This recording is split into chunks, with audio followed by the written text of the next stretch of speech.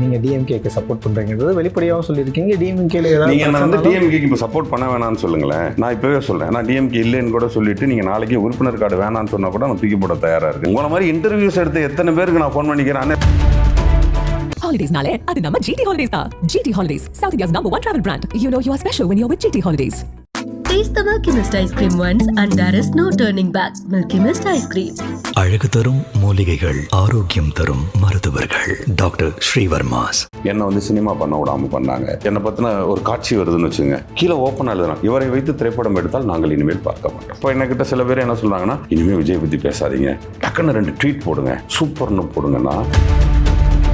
இங்கே ஒரு descent politics, நியாயமான கேள்விகளை எவ்வளோ கேட்டிருக்கான். அப்படி கேட்டான்னா அவங்க அம்மா, அவங்க அக்கா, அவன் தங்கச்சி, பிள்ளைகளை கிழிச்சிடுறது. ரூட் மாஃபியாவுக்கு அதுதான் வேலை.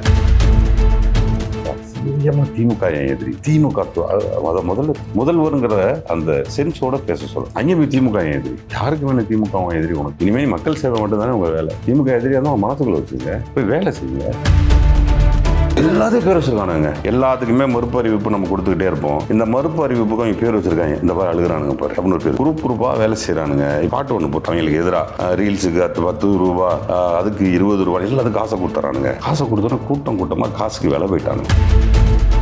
எத்தனை முறை மக்களுக்காக நீங்க வந்து ஜெயிலுக்கு போனீங்க, பதில் வராது. அதுக்கு ஆப்போசிட்ல ஒரு பதில் வரும். எங்க அண்ணன் அமைதி புரட்சி செய்து கொண்டு இருக்கிறார், எங்கள் அண்ணன் அமைதியாகவே எல்லாம் பண்ணிடுவார். அப்படின்னா என்ன பதில் தெரியுமா சார்? இது வாயை மூட்டு பேசாம இருங்கடா அப்படிங்கிற மிரட்டல். அது இப்ப இந்த மிரட்டலுக்கு யார் தெரியுமா இருக்கிறா? ஒட்டுமொத்த தமிழகமும் இருக்கு. நீங்க டிஎம்கேக்கு சப்போர்ட் பண்றீங்கிறது வெளிப்படையாகவும் சொல்லியிருக்கீங்க. டிஎம்கேல நீங்க என்ன வந்து டிஎம்கேக்கு இப்போ சப்போர்ட் பண்ண வேணாம்னு சொல்லுங்களேன். நான் இப்பவே சொல்றேன், நான் டிஎம்கே இல்லைன்னு கூட சொல்லிட்டு நீங்க நாளைக்கு உறுப்பினர் கார்டு வேணாம்னு சொன்னா கூட நான் தூக்கி போட தயாரா இருக்கிறேன். திராவிட கொள்கையை தான் நீங்க அங்கீகரிக்கிறீங்க. நான் என்ன சொல்றேன், என் கொள்கை என்ன, எனக்கும் மக்களுக்குமான பிடிப்பு என்னங்கிறது மட்டும்தான் என்னுடைய பார்வையை தவிர. இப்போ நான் வந்து மக்கள் மேல் அக்கறையா இருக்கிறேன்னு போட்டோன்னு கீழே எழுதுவான், இவர் பெரிய இவர் வந்து அக்கறையா அந்த கிழிச்சாருன்னு ஒருத்தன் போட்டோம். எனக்கு தெரியும். பட் அரசியல் என்பது என்ன? உனக்கு தெரிஞ்சதை மக்கள்கிட்ட கொண்டு போய் சேர்க்கறது தான் நம்ம வேலை. நீ திட்டுறங்கிறதுக்காக பார்த்துட்டு இல்லை இது ஆக்சுவலாக நீங்கள் நம்ப மாட்டீங்க, விவாதத்தில் ஈடுபட்ட பல பேர் நிறுத்திக்கிட்டாங்க. இல்லை வேண்டாம், ரொம்ப திட்டுறாங்க சார், ஒரு மாதிரி கேவலம் அவமானமாக இருக்குது சார்னு பல பேர். உங்களை மாதிரி இன்டர்வியூஸ் எடுத்த எத்தனை பேருக்கு நான் ஃபோன் பண்ணிக்கிறேன், அண்ணே சாரிண்ணே எடுக்கிறது இல்லைண்ணே. அதில் ஒரு நாள் ஏதோ விஜய்னு சொல்லிவிட்டேன், அதுக்கே என்ன வந்து என் குடும்பத்தை இழுத்துறானுங்கன்னு சொன்னவங்களாம் இருக்கிறாங்க. ஸோ அவங்க ரொம்ப கிளியராக இருக்கிறாங்க. எப்படின்னா, இங்கே ஒரு டீசன்ட் பொலிட்டிக்ஸ், நியாயமான கேள்விகளை எவ்வளோ கேட்டிருக்காங்க. அப்படி கேட்டான்னா அவங்க அம்மா, அவங்க அக்கா, அவன் தங்கச்சி, பிள்ளைகளை கிழிச்சிடுறது. செய்வாங்க. இனிமேல் இதுதான் தமிழ்நாடு அரசியல். இந்த தமிழ்நாடு அரசியலுக்கு எல்லா மக்களும் தயாராக இருந்துக்கணும். நீ குடத்தை வச்சு போராடிட்டு இருக்கிறாங்கல்ல, அப்படி போராடிட்டு இருக்க ஒரு ஃபோட்டோ ஸ்னாப் காலில் வந்துருச்சுன்னா அந்த அம்மா அட்ரஸ் விசாரிச்சுருவாங்க, அந்த குடும்பத்தை கிழிப்பாங்க. பின்னாடி ஒரு அம்மா தமிழக அரசுன்னு இருக்கும், அந்த அம்மாவை கிழிப்பாங்க. இதை பண்ணுறதே டிஎம்கே தான் அப்படின்னு பேசுகிறாங்க. இவங்களுக்கு இதுவாக வேலை, அவங்களுக்கு நிறைய வேலை இருக்குது சார். வேலை இல்லாதவன் செய்கிற வேலை இது. ரூட் மாஃபியாவுக்கு அதுதான் வேலை. திராவிட முன்னேற்ற கழகத்தில் எந்த மாஃபியாவும் கிடையாது. ஓகே, அதை ஏதாவது தொண்டன் கூட கோவப்பட்டு செய்யலாம். ஆனால் இங்கே அப்படி ஒரு டீமே கிடையாது. ஐடிவிங்கெல்லாம் இது நாங்கள் ஐடிவிங்க குறை சொல்லிக்கிட்டு இருக்கிறோம் வேலை செய்யலைன்னு. ஆனால் ஐடிவிங்கன்னா ரொம்ப டீசெண்டாக இருந்தது தான் இங்கே பிரச்சனை. ஆனால் டீசெண்டாக தான் இருக்கக்கூடாதுன்னு நான் சொல்லலை. அவங்கக்கிட்ட அந்த டீசென்சி கிடையாது. அதனால் நீங்கள் திமுக காரன் செய்கிறான்னு சொல்லுறதை நான் எந்த காலத்தில் ஒத்துக்க மாட்டேன். இது தாவேக்காவுடைய பேசிக் பொலிட்டிக்ஸ். எங்களுக்கு அதுவாக பேசிக் பொலிட்டிக்ஸ், எங்கள் கொள்கை தான் பேசிக் பொலிட்டிக்ஸ். அவங்க பேசிக் பொலிட்டிக்ஸ் என்ன? ஸ்ட்ரைட்டாக தலைவருடைய பாடல்கள், தலைவருடைய கொள்கைகள்னு சொல்லவே முடியாது. அதான் ஒன்றும் இல்லையே. தலைவருடைய பாடல்கள், தலைவருடைய புகைப்படங்கள், தலைவருடைய திரைப்படங்கள், தலைவருடைய காமெடி, தலைவருடைய கெட்டப்புகள். அப்புறம் ஏஐலே தலைவர் நடந்து வந்துடுவார். ஏஐலே தலைவர் அள்ளி கொடுப்பார். அதெல்லாம் ஏஐலே முடிஞ்சு போயிடும் 5 வருஷத்துக்கு. ஓகேங்களா? மக்கள் வந்த ஏஐயே பார்த்துட்டு உட்காந்துருக்க வேண்டியதான். ஏஐன்னு பார்த்துட்டு இந்த விஷயங்களை வர நாட்களில் தமிழக முதல்வரோ இல்லைனா இருக்கக்கூடிய அமைச்சர்களோ இதை ஃபாலோ பண்ணலாம். இந்த மாதிரி விஷயங்களை தான் அங்கே மக்கள் எதிர்பார்க்குறோன்னா நீங்கள் என்ன நினைக்கிறீங்க? இந்த விஷயத்தை தான் மக்கள் எதிர்பார்க்குறோன்னா என்ன? அரசினுடைய பழைய திட்டங்களை தடை பண்ணக்கூடாது. எல்லா திட்டங்களும் முக்கியமாக நான் முதல்வன், தமிழ் புதல்வர் போன்ற திட்டங்கள் எல்லாமே செயல்படுத்தணும். பெண்களுக்கு 2000 ரூபாய், அவங்க 2500 ரூபாய் சொன்னாங்க, அது 2000ஆவது கொடுக்க வேண்டும். அது அந்த 2000 அது எல்லா பெண்களுக்கும் சொல்லியிருக்கிறாங்க. அது என்ன காரணம் அப்படின்னா, மணி ஃப்ளோவை பற்றி ஒரு பெரிய நாலேஜ் வேணும் பப்ளிக்கு. What is called money flow? இப்போது 100 நாள் வேலை திட்டம் என்பது ஐயா கலைஞர் அவர்கள் இருந்தபோது, முதலமைச்சர் இருந்த பொழுது ஐயா மன்மோகன் சிங் போன்றவர்கள்லாம் யோசித்து செஞ்சது என்னென்னா, ஒரு நாட்டினுடைய பணம் என்பது அதனுடைய கஜானாவில் இருப்பது ஆபத்து. ஒரு கஜானாவில் இருக்கிற பணம் பிரயோஜனம் இல்லை. ஒரு பணம் எப்படி மல்டிபிள் ஆகும்? பணம் என்பது விதை மாதிரி. இதெல்லாம் ஐயா கலைஞர்களுடைய ஐடியா. பணம் என்பது விதை மாதிரி. நீங்கள் விதையை தூவலைன்னா செடி எங்கேருந்து வளரும்? அப்புறம் எப்படி காயெல்லாம் காய்க்கும்? யாருக்கும் புரியல. அப்போ கலைஞர் என்ன சொல்றாருன்னா, கிராமம் தோறும் இருக்கக்கூடிய ஏழை பெண்களுக்கு, ஏழை உழைப்பாளிகளுக்கு ஒரு 100 ரூபா கொடுங்க. அந்த 100 ரூபா உழைப்பாக மாறும், அது செடியாக மாறும், அது நிர்வாகமாக மாறும், எல்லாருக்கும் அது வேலை வாய்ப்பாக மாறும்னு கொண்டு வந்து தான் 100 நாள் வேலை திட்டம். அதே தான் இங்கே நம்ம தமிழ்நாட்டில் நம்ம முதல்வர் என்ன சொல்கிறாருன்னா, பெண்களுக்கு 1000 ரூபாய் என்பது எங்களுடைய பெரிய பொதுத்திட்டமே கல்வி தான். அந்த பொதுத்திட்டமான கல்விக்கு இந்த 1000 ரூபாய் பெரிய அளவில் உதவியாக இருக்கும். நிறைய பிள்ளைகளை வேலைக்கு அனுப்பாமல் போகிறது அதுதான் காரணம், வேலைக்கு அனுப்புறதுக்கு அதுதான் காரணம். ஸோ அதை அப்புறம் பிள்ளைகள் படிக்காமல் இருக்கிறதுக்கு திடீர்னு பென்சில் வாங்க முடியலன்னா காலேஜ் போக மாட்டான், டிஃபன் ஏதோ ஒன்று வரும், உடனே அவனுக்கு ஒரு 1000 ரூபாய் அப்படின்னு அந்த கல்வி நோக்கியே இருந்த இந்த திட்டங்கள் இருக்கு இல்லையா, அது வந்து இந்த சமுதாயத்தை இன்னொரு இடத்துக்கு எடுத்துகிட்டு போகிற ஒரு மிகப்பெரிய உதவித்தொகை. அது உரிமை தொகைன்னு வச்சுருக்கிறோம். அந்த தொகையை நிறுத்தக்கூடாது. அது எவ்வளோ அதிகப்படுத்தி கொடுத்தாலும் எங்களுக்கு சந்தோஷம்தான். ஸோ அதை வந்து இந்த அரசு கண்டினியூவாக செய்யணும். அதையெல்லாம் மீறி நம்மளுடைய தமிழக முதல்வர் திரு விஜய் அவர்களுக்கு கூட இருந்து பக்கபலமாக இருந்து அந்த ஒரு ஜோசியக்காரர் மாதிரியான ஆட்களை எல்லாம் கொண்டாந்து வைக்காமல் அறிவு சார்ந்த அதிகாரிகளோடு இருந்து மக்களுக்கு நிறையா நல்லது பண்ணுறதுக்கு அவர் முனைப்பாக இருந்தாருன்னா அது நல்லபடியாக நடக்கணும். ஒரு லஞ்சலாமண்யம் இல்லாத ஒரு அரசை உருவாக்குவது என்பது எந்த வகையான ஆபத்தை உருவாக்கும் அப்படிங்கிறத நம்ம புரிஞ்சுக்கணும். அரசு அதிகாரிகள் வந்து எதில் பழக்கப்பட்டிருக்காங்களோ அதை தடுக்கும் பொழுது அவங்க அந்த அரசு இயந்திரத்தை நிறுத்த முயற்சி பண்ணுவாங்க. புரியுதுங்களா? அது சில பேர் இப்போ என் மேலே கோச்சிக்கலாம். அப்போ அது நின்றுச்சுன்னு வச்சுங்க, இப்போ திரு விஜய் அவர்கள் நிறுத்திட்டாருன்னா அந்த அரசு இயந்திரத்தை நிறுத்துறதுக்கு எல்லா அரசு அதிகாரிகளும் முயற்சி பண்ணணும். நம்ம அதை சரியாக புரிஞ்சுக்கிட்டு அந்த வேலையை செய்யணும். அப்போ என்ன பண்ணணும்னா, அந்த அரசு அதிகாரிகள் லஞ்சமாக எவ்வளோ பெறுவாங்களோ அதை சம்பளமாக கொடுத்துடணும். இப்போது பாட்டிலுக்கு 10 ரூபா நீங்கள் கிண்டல் பண்ணீங்க, அதே உங்களால் நிறுத்த முடியல. அது உங்களுடைய அறிவின்மை. நீங்கள் அந்த 10 ரூபாய் என்ன நினச்சிக்கிட்டீங்கன்னா, அண்ணன் செந்தில் பாலாஜி வீட்டுக்கு எட்டுன்னு போகிறாருன்னு நினச்சிங்க. 5 ரூபாய் நீங்கள் வந்து முதலமைச்சர் கொடுத்தாருன்னு நினச்சி, அது கிடையாது. அவனுக்கு 10,000 ரூபா தான் சம்பளமே. இப்போ பாட்டிலுக்கு 10 ரூபான்னு பாட்டு பாடினார். பாட்டு பாடினா இன்றைக்கி அதே அமைச்சர் போய் கேட்குறாரு. அப்போ அவங்க என்ன சொல்கிறாங்கன்னா, ஐயா 10 ரூபா நாங்கள் யாருக்கும் கொடுக்கல, பாட்டிலுக்கு இதை நாங்கள் வாங்கி வச்சுக்கிறோம், அதுக்கப்புறம் பாட்டில் கொடுத்தோன்னே திருப்பி கொடுக்குறோம். அப்புறம் திருப்பி கொடுக்கலன்னு ஒன்று வந்துச்சு. திரும்ப உடனே எல்லாருமா பேசினாங்க, நீங்கள் பாட்டிலுக்கு 10 ரூபான்னு பாடினீங்களே, இப்போ 20 ரூபா வாங்குறாங்களேன்னு சொன்னப்போ அமைச்சர் திரும்ப போய் நான் ஆய்வில் இறங்குறாரு. இன்றைக்கி ஒட்டு மொத்தமாக அங்கே வேலை செய்யக்கூடிய எல்லா தொழிலாளரும் என்ன சொல்லுவாங்கன்னா, எங்களுக்கு 10,000 ரூபா தான் சம்பளம், இது பத்தாது. இன்றைக்கி தமிழ்நாட்டில் 10,000 ரூபா சம்பாரிச்சவங்க குடும்பம் நடத்த முடியுமா? நாங்கள் இந்த மாதிரி கொஞ்சம் கொஞ்சமாக வாங்கி சேர்த்து தான் குடும்பம் நடத்துகிறோம். யாரை வச்சுக்கிட்டு சொல்கிறான்? அமைச்சரை வச்சுட்டே சொல்லலாம், அவரும் பக்கத்தில் நிற்கிறார். இப்போ பாட்டிலுக்கு 10 ரூபான்னு பாடின பாட்டு தப்பு, மன்னிப்பு கேட்கிறேன்னு சொல்லுவாங்களா? இல்லைங்களா? ஸோ அதனால் இது வரைக்கும் நீங்கள் திமுக விமர்சனம் பண்ணதெல்லாம் விட்டுருங்க. வந்துட்டீங்க, உட்காந்துட்டீங்க. உங்களுக்கும் தெரிஞ்சோ தெரியாமலோ 107 சீட்டை கொடுத்துட்டான் இல்லையா?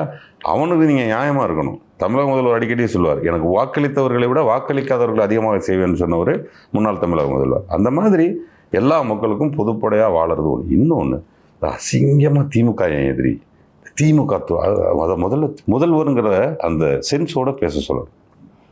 அதுவா இப்போ அதான் அரசியல்லாம் முடிஞ்சு போச்சே. திமுக எதிரியாக இருந்தானே எதிரியா இல்லாட்டியானே, அதுவா இப்போ பிரச்சனை? அதான் பேசி பேசி வந்துட்டீங்களே. வந்ததுக்கப்புறம் முதல்வர் வேலை தானே செய்யணும். அதை விட்டுவிட்டு எங்கே போனாலும் திமுக அதை செய்கிறது. என்ன பிரச்சனை உங்களுக்கு? திமுக மட்டும்தான் பிரச்சனைனா நீங்கள் அரசியலுக்கு வந்திருக்க தேவையில்லையே. நேரடியாக போயிட்டு நீ உனக்கு எனக்கு சண்டை வெளியே வாங்கிட்டு போயிட்டு அங்கே கோபாலபுரம் வாசலில் இல்லை நின்றுருக்கணும். அதை விட்டுவிட்டு போய் தெருவா சார் எங்கே போனாலும் திமுக எதிரி. அங்கே போய் நின்றுக்கிட்டு மக்களே எனக்கு நீங்கள் ஓட்டு போட்டீங்க ரொம்ப நன்றி சொல்லவே இல்லை. அங்கே போய் திமுக எதிரி. யாருக்கு வேணும் திமுக எதிரி உனக்கு? இனிமேல் மக்கள் சேவை மட்டும்தானே உங்கள் வேலை. திமுக எதிரியாக இருந்தால் உங்கள் மனசுக்குள்ளே வச்சுங்க, போய் வேலை செய்யுங்க. வேலை செய்யாமல் உட்காந்துக்கிட்டு திமுக எதிரி, திமுக பிளக்கை பிடிங்கிருச்சு, திமுக ரோட்டுக்குள்ளே வண்டியை போட்டுருச்சு, திமுக குப்பையள்ளி போட்டுருச்சு. முதல்ல சுத்தமான எல்லாருக்குமான, எனக்கும் சேர்த்து தினேஷுக்கும் சேர்த்து இங்கே இருக்க எல்லாருக்கும் சேர்த்து சுத்தமான முறையான அழகான ஆட்சியை மட்டும்தான் பண்ண சொல்லணுமே தவிர அந்த லோக்கலான குப்பையான விமர்சனங்களை தவிர்க்கிறது அவங்க எல்லாருக்குமே நல்லது. இந்த அரசியல் களத்தில் புதுசாக ஒருத்தர் என்ட்ரு ஆக போகிறாருன்னு அதிகாரப்பூர்வமாக அவரே சொல்லியிருந்தார் அண்ணாமலை அவர்கள். பாஜகலேருந்து அதிகாரப்பூர்வமாக வெளிவந்த பிறகு நான் புதுசாக அரசியலுக்கு வரப்போகிறேன், அதுக்கு முன்னாடி ஒரு இயக்கத்தை உருவாக்குறேன்னாரு. இயக்கத்துலேயுமே நிறைய ஆதரவாளர்கள் திரண்டாங்க. இந்த நிலையில் பாஜகவுக்கு இது ஒரு பின்னடைவுன்னு ஒரு பக்கம் பேசிக்கிட்டு இருக்கும்போது அண்ணாமலையுடைய அரசியல் வரவேற்பு எப்படி இருக்குன்னு நினைக்கிறேன்? ரொம்ப நல்லா இருக்கும். இதை நான் ரொம்ப கண்கூட உணர்ந்தவன். நான் தமிழ்நாட்டில் பாரதிய ஜனதா வளர்றது குதிரை கொம்பாக இருந்துச்சு. அப்போ எத்தனையோ தலைவர்களை மாற்றி பார்த்தாங்க, அது நடக்கலை. திரு அண்ணாமலை அவர்கள் வரும்பொழுது அவர் முன்னெடுத்த விவாதங்கள்லாம் ரொம்ப சரியாக இருந்தது. அந்த பேச்சில் ஒரு கிளாரிட்டி இருந்தது, அவருடைய பேச்சில் ஒரு சின்ன நேர்மையும் இருந்தது. நான் ரொம்பவும் பாராட்டிடக்கூடாது, நிறைய முரண்பாடுகளும் இருக்குது அவர்கிட்ட. எனக்கு நல்ல நண்பரும் கூட. ஆனால் அவர் தலைவராக வந்தோடனே 2 நாளில் 15 லட்சம் பேர் சேர்ந்தாங்கல்ல. ஒட்டுமொத்த பாரதிய ஜனதாவே இது வரைக்கும் எவ்வளோ மெம்பர்ஷிப் வச்சுருக்கு? அது எப்படி உங்களுக்கு ஒரு பாரதிய ஜனதாலேருந்து வெளியில் வந்த ஒருத்தருக்கு எப்படி 15 லட்சம் மெம்பர்ஷிப் வந்தது? இவங்கெல்லாம் மெம்பர்ஷிப்புன்னு ஒன்று செல்ஃபோனில் போய் போட தெரிந்தவர்கள், போட தெரியாதவங்க எவ்வளோ பேர் இருப்பாங்க? அப்படி பகுதி இருப்பாங்க. இப்போ அவரால் எப்படி 30 லட்சம் பேரை சேர்க்க முடிஞ்சது? நீங்கள் ஒருவேளை நீங்கள் அண்ணன் சீமான் அவர்களுடைய பேச்சில் கூட சில குழப்பங்கள் இருக்கிறதா நீங்கள் நினைக்கலாம். அப்படி நீங்கள் இன்னும் கரெக்டான எனக்கு ஒரு ஆள் வேணும் அப்படின்னா அண்ணாமலையை செலக்ட் பண்ணுறதை கூட நான் ஒத்துப்பேன். ஏன்னா ஒரு அரசு அதிகாரி, மக்களோட ரொம்ப நாளாக சர்வீஸ் பண்ணவர், அவரை கூட என்னால் ஒத்துக்க முடியும். ஏன்னா அவர் பேச்சில் அது இருந்துச்சு. பாரதிய ஜனதாவில் இருந்தாலும் டபக்குன்னு பாரதிய ஜனதா எடுத்து பேசிடுவார். அதிமுக கூட்டணிக்குள்ளே இருந்தாலும் அதிமுக டபால் நடிப்பார். அந்த அரசியலில் அந்த துணிவு இருக்கணும். அந்த துணிவு திரு அண்ணாமலை அவர்களுக்கு உண்டு. திரு அண்ணாமலை அவர்கள் ஒருவேளை அந்த பாரதிய ஜனதாவினுடைய பெரும் சித்தாந்தராக சொல்லக்கூடிய சில விஷயங்களை கையில் எடுக்காமல், இப்போ உதாரணத்திற்கு இந்துத்துவாக்குள்ளே ரொம்ப போகாமல், பெரியாரை குறை சொல்லாமல், அண்ணாவை போன்றவர்களை குறை சொல்லாமல், திமுக திரு தலைவர்கள் முத்தமிழ் அறிஞரை பற்றியெல்லாம் பேசாமல், அவர் ஏற்கனவே ஒரு தடவை சொல்லியிருந்தார், நான் ஜெயலலிதா அம்மா மேலே பெரிய ரெஸ்பெக்ட் வச்சுருக்கேன், ஐயா தலைவர்களை நான் அதுவும் ஐயா கலைஞர் அவர்கள்லாம் ஒரு வார்த்தை பேச மாட்டேன்லாம் சொன்னார். இதெல்லாம் பெரிய ரசிகர்களை அவர் உருவாக்குச்சு. ஏன்னா அதை அவர் ஆரம்பத்துலேருந்தே சொல்லிட்டு இருந்தார். அப்படி ஒன்றும் ஒரு இலக்காரமாக கிண்டலா கேலியா, இப்போ திரு முதலமைச்சர் விஜய் பேசுகிற மாதிரி கிண்டல் கேலியெல்லாம் அவர் பண்ணிப்பார். அவர் தெளிவாக கிளாரிட்டியாக பேசக்கூடிய ஒரு நல்ல ரொம்ப க்ளீன் பொலிட்டீஷியன். அவருடைய வருகை தான் தமிழகத்தை பொறுத்த வரைக்கும் ஒரு நல்ல பொலிட்டிக்கல் என்ட்ரி, பியூட்டிஃபுல் என்ட்ரி. ஏன்னா ஒரு பக்கம் திராவிட முன்னேற்ற கழகத்தில் மூத்த தலைவரான ஐயா எங்களுடைய தலைவர் இருக்கிறாரு, மு.க. ஸ்டாலின் இருக்கிறாரு. அப்போ அவரோட ஈவனாக டஃப் கொடுக்குற, வாங்க ஒன்றுக்கு ஒன்று அரசியல் பேசுவோம், இது மக்களுக்கானதாக இருக்கட்டும்னு டஃப் கொடுக்குற ஒரே ஆள் ஐயா அண்ணாமலை இருப்பார். இது காலத்தை எப்படி பிரிக்கணும்னு நினைக்கிறீங்க? ஏன்னா இப்போ அண்ணாமலை, விஜய் அவர்கள், அப்புறம் திமுகவில் உதயநிதி அவர்கள், ஸோ இந்த ஆட்டம் எப்படி இருக்கும்னு நினைக்கிறீங்க? நீங்கள் இப்போ எங்களுடைய இளம் தலைவரை பற்றி இந்த தலைமையில் வச்சு இப்போதைக்கு பேச வேணாம். அவர் எதிர்க்கட்சி தலைவராக இருப்பதனால் இப்போ நம்ம இதை பேசிட்டு இருக்கும் பொழுது, திராவிட முன்னேற்ற கழகம் மிக மூத்த தலைவரை கொண்ட ஒரு இயக்கம், அதை நீங்கள் மறந்துடக்கூடாது. மிக மூத்த தலைவரான, மிகப்பெரிய அரசியல் அனுபவம் கொண்ட, பலமுறை மந்திரியாக இருந்த, துணை முதல்வராக இருந்த, மேயராக இருந்த, பெரிய அனுபவம் பெற்ற, தமிழகம் முழுவதும் பல்லாயிரக்கணக்கான சுற்றுலாக்களை சென்று எல்லா மக்களையும் நேரடியாக சுற்றுப்பயணம் சென்று மக்களை நேரடியாக சந்தித்த மிகப்பெரிய பழுத்த அரசியல்வாதியோடு யாரையும் ஒப்பிடாதீங்க. அப்படி நீங்கள் ஒப்பிட்டு பார்க்கும் பொழுது திரு அண்ணாமலை அவர்கள் ஒப்பிடுவதில் எனக்கு கொஞ்சம் சந்தோஷம் தான். ஏன்னா காவல் அதிகாரியாக 8 வருடம் பெங்களூர் முழுவதும் இருந்து மக்களுடைய பிரச்சனையை ரொம்ப ஸ்ட்ரைட்டாக ஃபோர்ஸாக பார்த்தவர். பாரதிய ஜனதாவில் இருந்தபோது நடைப்பயணமாக தமிழகம் முழுவதும் போனார்.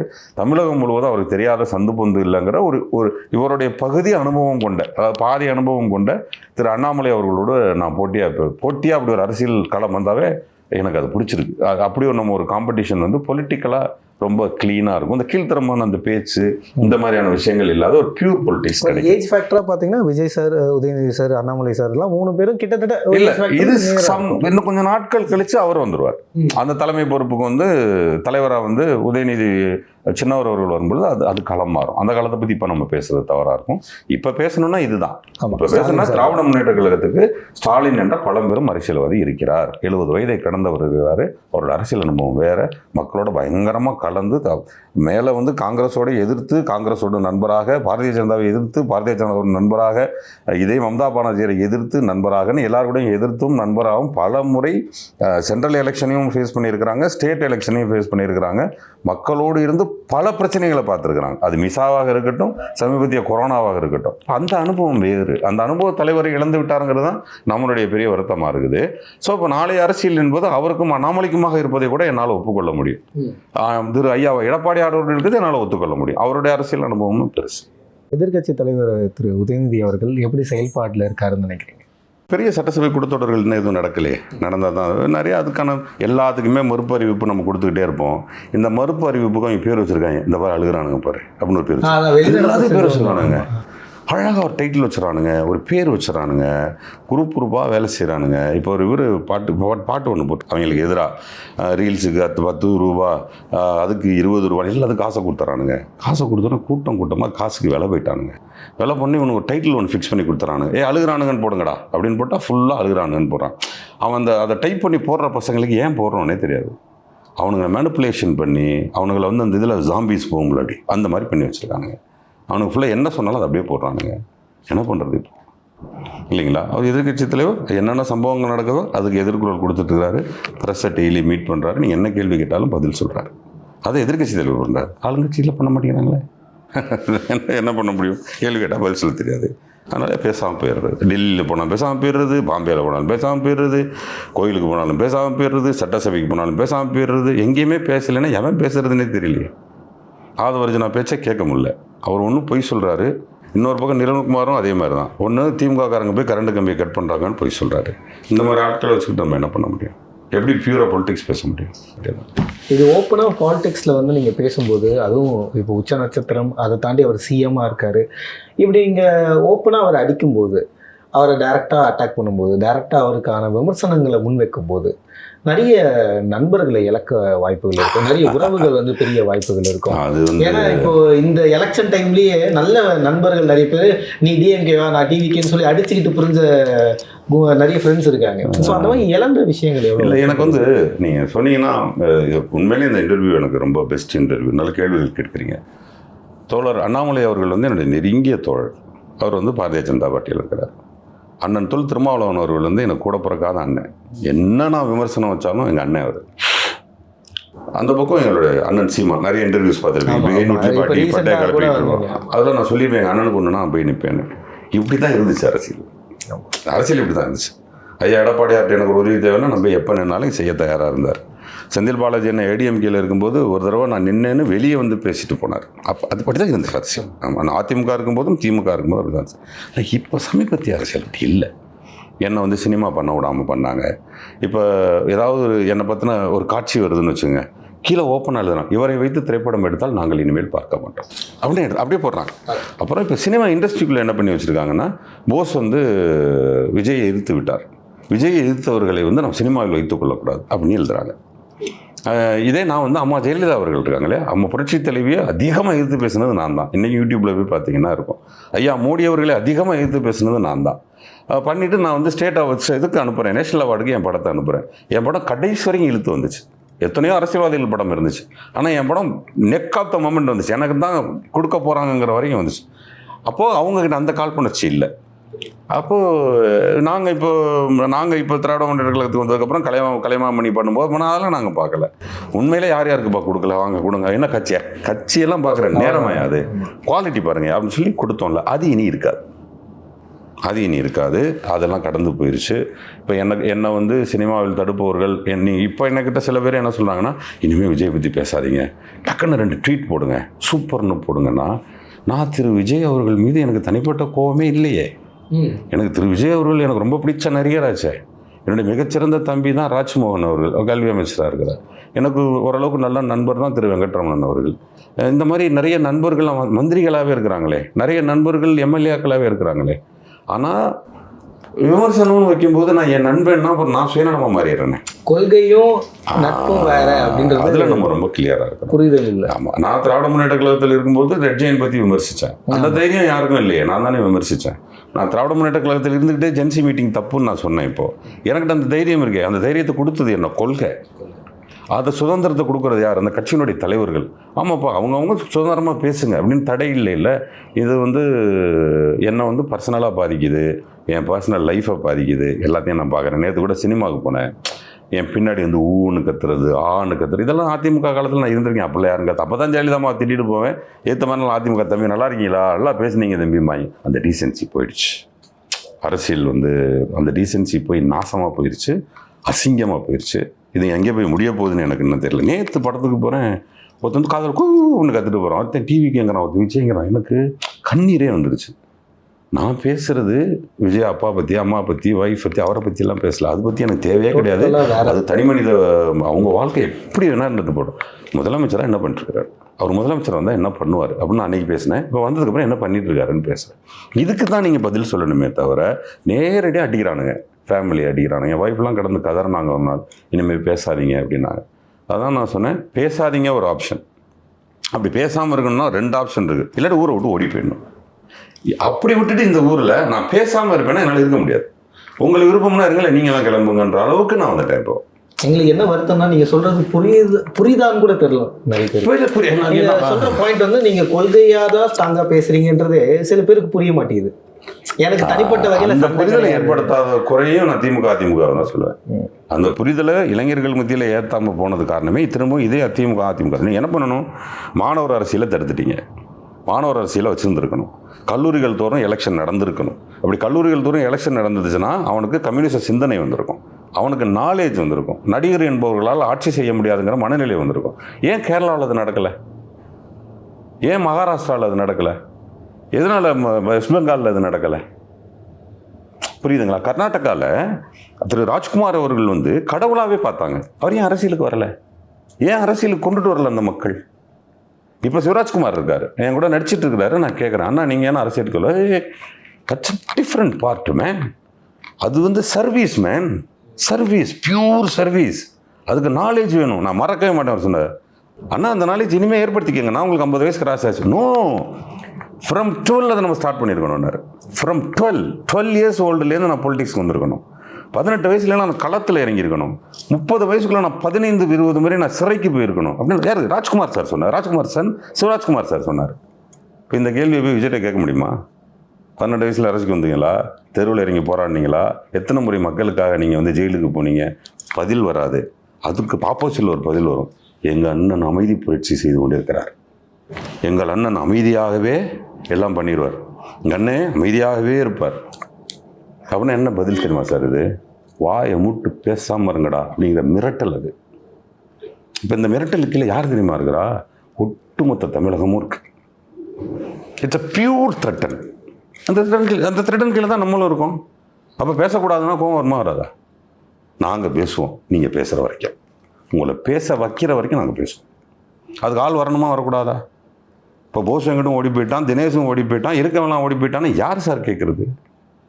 நீங்கள் கேட்கக்கூடாதுன்னு தடுப்பீங்க சார், நீங்கள் மிரட்டுவீங்க சார், த்ரெட்டன் பண்ணுவீங்க சார், குடும்பத்தில் என்ன வேணால் பண்ணுங்க சார். ஒருவேளை என்னுடைய குடும்பம் வந்து எங்கள் அப்பா ரொம்ப திட்டுறாங்க, எனக்கு பிடிக்கலைன்னா அந்த குடும்பத்தை விட்டு விலகி தனியாக நின்னாச்சும் இதை பேசுவேனே தவிர பேசாமல் இருக்க முடியவே முடியாது.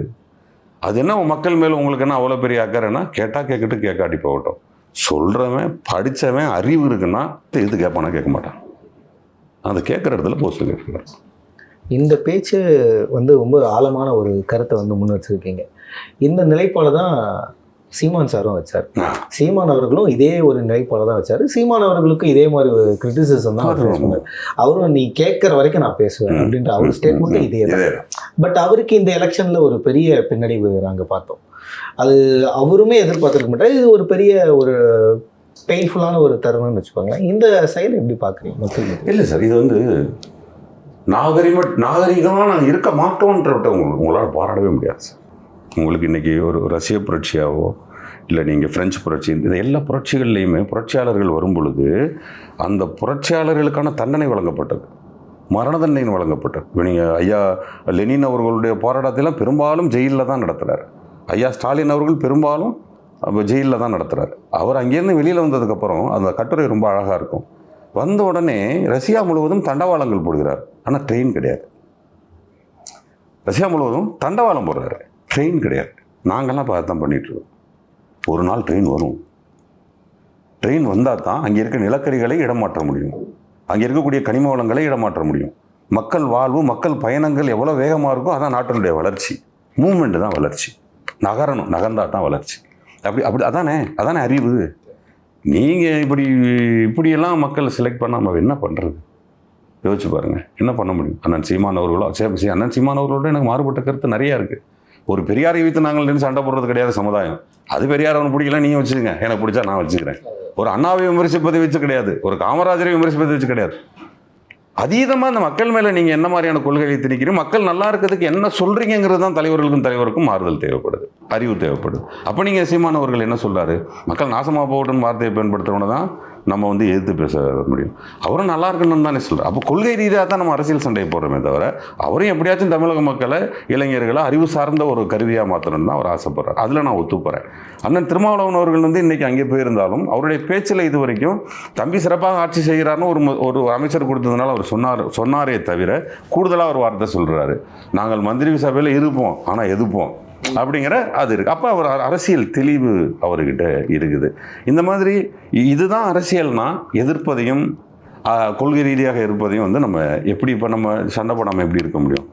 ஆனால் நீங்கள் விஜயை எதிர்ப்பதை சமுதாய குற்றத்துக்குள்ளே கொண்டு வந்திருக்காங்க. இப்போ விஜயை எதிர்த்து பேசிட்டா சமுதாய குற்றம். அது இவங்க என்ன மாயை ஏற்படுத்தியிருக்காங்கன்னா, ஒட்டுமொத்தமாக எல்லாம் விஜய் பின்னாடி போயிடுச்சு, ஒரு மாயை ஏற்படுத்தி. அப்படிலாம் ஒன்றும் போகல.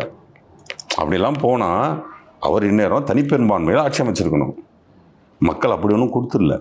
மக்கள் என்ன கொடுத்துருக்குறாங்க, இந்த ஒரு பக்கம், அதாவது அதிகபட்சமாக பெரும்பான்மையாகவும் நான் சொல்கிறது சாதிய ரீதியே மத ரீதியே ஆட்கள் எங்கே இருக்காங்களோ அங்கே மட்டும்தான் ஜெயிச்சிருக்கிறாரே தவிர, சாதாரணமாக பொதுமக்கள் ஓரளவுக்கு நாலேஜாலாம் அவருக்கு ஒன்றும் ஓட்டு போடல.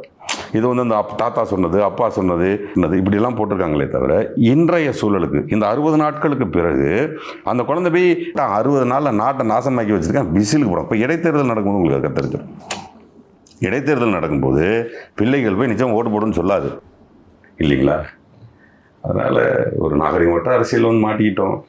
நிறைய விஷயங்கள் நம்ம அரசியல் பற்றி பேசும்போது உங்களை திரைத்துறையில் அறிமுகப்படுத்திய ஒருத்தர், உங்களுடைய ஆசான், சமீபத்தில் மறைந்தது திரையுலகத்தில் இருக்கக்கூடிய எல்லாருமே ஒரு பெரிய இழப்பாக தான் பார்க்கப்பட்டது. பாரதி ராஜா சாருடைய மறைவு எவ்வளோ பெரிய தாக்கத்தை கொடுத்தது? அதை தனியாக வந்து அழுதுட்டு இருந்தேன். நான் வந்து செசல்ஸில் இருந்தேன். இப்போ ஒரு திருமணத்துக்கு போயிருந்தேன். நான் போய் 2 நாளுக்கு பிறகு மரணம். நான் அதுக்கப்புறம் 3 நாள் கழிச்சு தான் வந்தேன். ரொம்ப பக்கத்தில் ஏதாவது ஸ்டேட்னா வந்திருக்கலாம். அது Seychelles, it's almost 6.5 hours travel. அவர் மரணம் என்பது அப்போ அவர் என்னுடைய அன்பு சகோதரன் மனோஜ் இறந்தப்பவே முடிஞ்சு போச்சு. அவர் மரணம் அப்போயே நிகழ்ந்துருச்சு. அதுக்கப்புறம் ஒரு செயல்பாடு இல்லாமல் தான் இருந்தார். பாரதிராஜா சார் மாதிரியான ஆட்களுக்கெல்லாம் மரணமே கிடையாது. அவருடைய படைப்புகள் டெய்லி பேசிக்கிட்டே தான் இருக்கும். அவருடைய வீடியோக்கள் இருக்குது, எத்தனையோ சொற்பொழிவுகள் இருக்குது, அது பேசிக்கிட்டே தான் இருக்கும். என்ன ஒன்று, அந்த மரணத்தின் போது மகன் இருந்திருக்கணும். எனக்கு அந்த ஒரு வருத்தம் தான். பாரதிராஜா சாரோட இப்போ நெருங்கி பழகி ஒரு திரைப்படத்தில் அவர் கூடவே கோழி குஞ்சு மாதிரி இப்படி ஏற்றிடுவோம், பின்னாடியே தெரியும். தாய்க்கோழி மாதிரி போவார், நான் குஞ்சு கோழி மாதிரி பின்னாடியே ஓடுவோம். சொல்லிக் கொடுத்தது நிறைய. அதற்கு பிறகும் எத்தனையோ எங்கே போனாலும் என்னை பற்றி பேசுவார். திரைப்படங்கள் நடிகர்களை பற்றி பேசும்போது என்னை அறிமுகப்படுத்துனதை பற்றி நிறைய மேடைகளில் பேசியிருக்கிறாரு. ஸோ அதெல்லாம் எனக்கு பெரிய கிஃப்ட்டு. அவருடைய மரணம் வந்து இப்போ நம்ம வீட்டில் நான் நிறைய சொந்தத்தை இழந்தேன். அந்த மாதிரி நான் இழந்த ஒரு சொந்தம் எனக்கு தகப்பனுக்கு இணையானவர் பாரதிராஜா. Holidays-nale, அது நம்ம GT Holidays தான். GT Holidays, South India's #1 travel brand. You know you are special when you're with GT Holidays.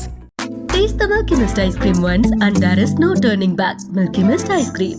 அழகு தரும் மூலிகைகள், ஆரோக்கியம் தரும் மருத்துவர்கள். டாக்டர் ஸ்ரீவர்மாஸ்.